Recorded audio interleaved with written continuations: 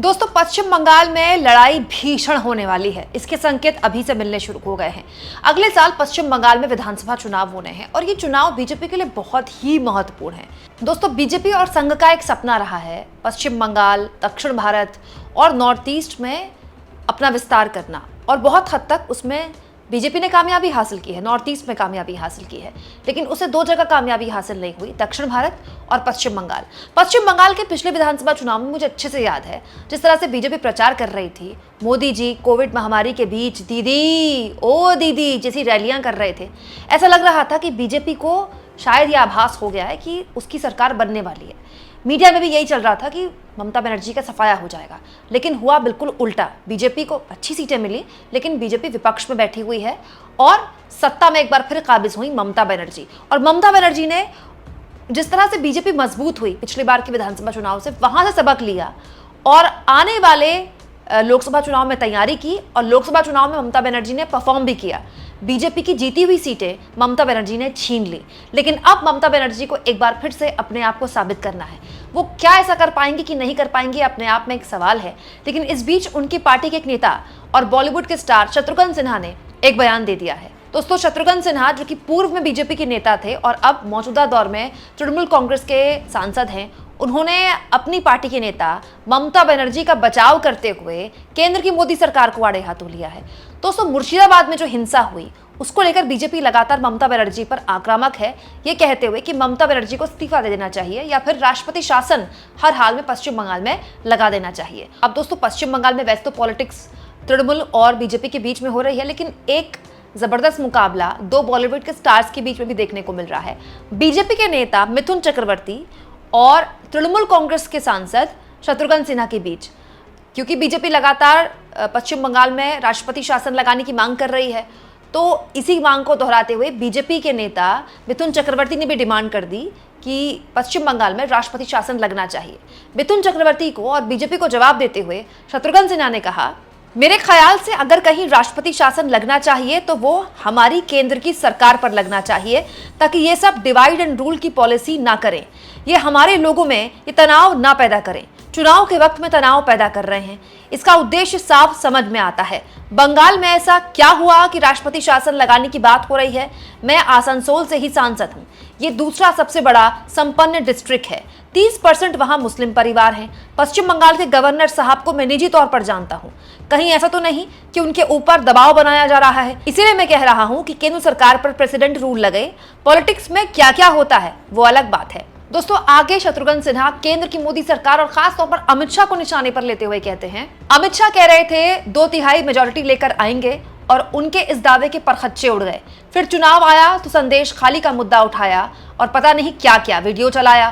फिर क्या हुआ? दोस्तों, आगे शत्रुघ्न सिन्हा ने कहा कि अब बिहार बंगाल में चुनाव है, इसके लिए कुछ नहीं मिल रहा तो नया ड्रामा शुरू कर दिया है मुर्शिदाबाद का। मुर्शिदाबाद एक मुस्लिम मेजोरिटी इलाका है, वहां चल रहा है कि हिंदू खतरे में है। मैं तो पहली बार सुन रहा हूं। दोस्तों, शत्रुघ्न सिन्हा अपनी पार्टी के सांसद हैं, वो अपनी पार्टी को प्रोटेक्ट करेंगे, उनका काम है ये। वो अपनी नेता को भी प्रोटेक्ट करेंगे, उनका काम है ये। लेकिन हम पत्रकार हैं, एक आम नागरिक है, हमको ना तो सत्ता से कोई लेना देना है, ना विपक्ष से कोई लेना देना है। हमारा काम सब पर सवाल उठाना है। ये बात बिल्कुल सच है दोस्तों कि पश्चिम बंगाल में वक्फ संशोधन कानून के पास होने के बाद मुर्शिदाबाद में जिस तरह से हिंसा हुई वो एक सच है, उसको छुपाया नहीं जा सकता।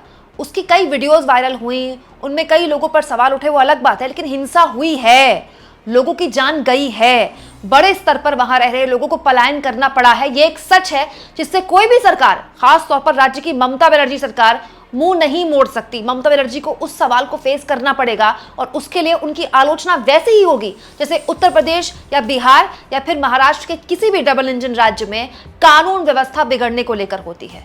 हाँ, ये बात भी सही है दोस्तों, ममता बनर्जी पर लगातार मुस्लिम तुष्टीकरण के आरोप लगते रहे हैं, क्योंकि ममता बनर्जी के राज्य में मुस्लिमों की जो तादाद है, मुस्लिम वोटर की तादाद जो है वो बिहार या फिर यूपी से कहीं ज़्यादा है। आप कह सकते हैं कि मुस्लिम वोटर एक कई सीटों में वहाँ निर्णायक वोटर है, और ममता बनर्जी उस मुस्लिम वोटर का पसंदीदा एक पार्टी रही हैं। तो जाहिर तौर पर ममता बनर्जी अपने वोटर को लुभाने के लिए जो भी करें, लेकिन कानून व्यवस्था के मामले में उनकी सरकार मुर्शिदाबाद में फेल साबित हुई है, इसमें कोई दो राय नहीं है। उनके नेता उनको प्रोटेक्ट कर सकते हैं, लेकिन क्या ये मुद्दा कानून व्यवस्था का और हिंदू खतरे में है वाला मुद्दा जमीन पर चल पाएगा, ये अभी बहुत जल्दबाजी है कहना। देखिए दोस्तों, कहने वाले कहते हैं कि वक्फ बिल पर सुप्रीम कोर्ट अगर रोक लगा देता है, या फिर सुप्रीम कोर्ट ने जो अंतरिम रोक लगाई है कुछ प्रावधानों पर, इससे सरकार को झटका लगा। बिल्कुल लगा है दोस्तों, इससे सरकार को झटका लगा है और एक परसेप्शन बना है कि सरकार ऐसे बिल लेकर आती है क्या जो संविधान विरोधी है, जिस पर सुप्रीम कोर्ट कल को उंगली उठा सकता है।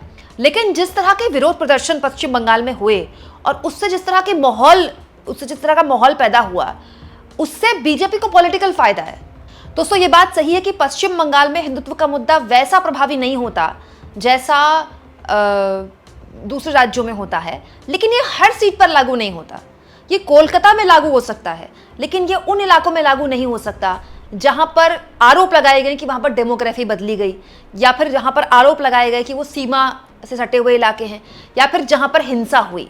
हाँ, ये बात भी शत्रुघ्न सिन्हा की सही है कि संदेश खाली को लेकर भी एक जबरदस्त मुद्दा बना था लोकसभा चुनाव से पहले, आपको याद होगा, लेकिन उसके बाद भी उसका असर जमीन पर दिखाई नहीं दिया। लेकिन हर मुद्दा अलग होता है। हालांकि दोस्तों, मुर्शिदाबाद वाला जो मामला है, इससे पश्चिम बंगाल में बीजेपी को कुछ मिले ना मिले, देशव्यापी बहुत कुछ मिल सकता है। ये बात भी सही है, क्योंकि वहां पर केवल बीजेपी नहीं, हिंदूवादी संगठन भी ममता बनर्जी को जबरदस्त तरीके से निशाने पर ले रहे हैं। सड़क पर जबरदस्त तरीके से अलग अलग संगठन हर दिन वहां प्रदर्शन करते हैं, मार्च करते हैं और ममता बनर्जी की सरकार पर आरोप लगाते हैं कि ये मुस्लिम हितैषी है। दोस्तों, जैसा कि मैंने आपसे कहा कि लोकसभा चुनाव के दौरान, लोकसभा चुनाव से पहले ममता बनर्जी अपनी गलतियों से सबक ले चुकी थी।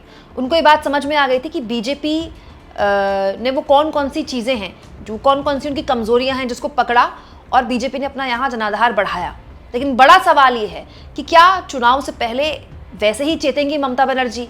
अपनी सरकार की गलतियों को लेकर क्या वो जागेंगी? दूसरा और सबसे महत्वपूर्ण बात दोस्तों, संगठन के अंदर भी ममता बनर्जी को बड़े बदलाव करने होंगे, जो कि वो कर भी रही हैं। लेकिन बड़ा सवाल ये है कि जिस तरह से अटैकिंग मोड में बीजेपी अभी है, अगर ये लंबे वक्त तक चलता है तो ममता बनर्जी के पास इसकी क्या काट है?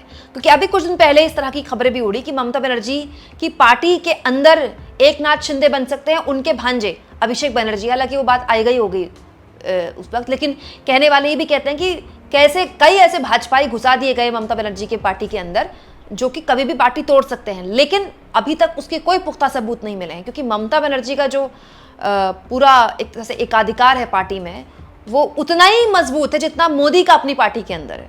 ममता बनर्जी अपनी पार्टी की मोदी हैं, वैसे ही जैसे अखिलेश यादव अपनी पार्टी के मोदी हैं। क्योंकि दोस्तों, ये पार्टियां बहुत बड़ी पार्टियां नहीं है, ममता बनर्जी की पार्टी राष्ट्रव्यापी पार्टी नहीं है, तो संगठन चलाना एक नेता के लिए आसान होता है। लेकिन बड़ा सवाल ये है दोस्तों कि अब सवाल संगठन पर नहीं, सरकार पर है, और ममता बनर्जी के नेताओं को और ममता बनर्जी के प्रशासन को उन सवालों के जवाब देने हैं। दोस्तों, आपको क्या लगता है, क्या जमीन पर ममता बनर्जी को हिंदू विरोधी बताने वाली बीजेपी की ये कोशिश काम आएगी? क्योंकि ये कोशिश बीजेपी लंबे वक्त से कर रही है और लगातार कर रही है। आपको क्या लगता है दोस्तों? कमेंट बॉक्स में जरूर लिखें, और जितना हो सके चैनल को शेयर करें, सब्सक्राइब करें, और थैंक्स फॉर ज्वाइन की ऑप्शन से अगर आप चाहें तो कुछ आर्थिक मदद भी चैनल की जरूर करें।